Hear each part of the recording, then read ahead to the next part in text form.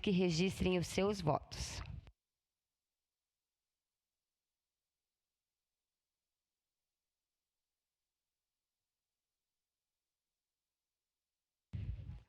Vereador Capitão Ramon vota sim.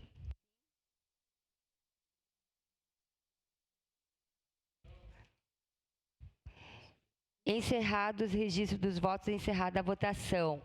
O substitutivo número 1/2026 foi aprovado por unanimidade nessa casa.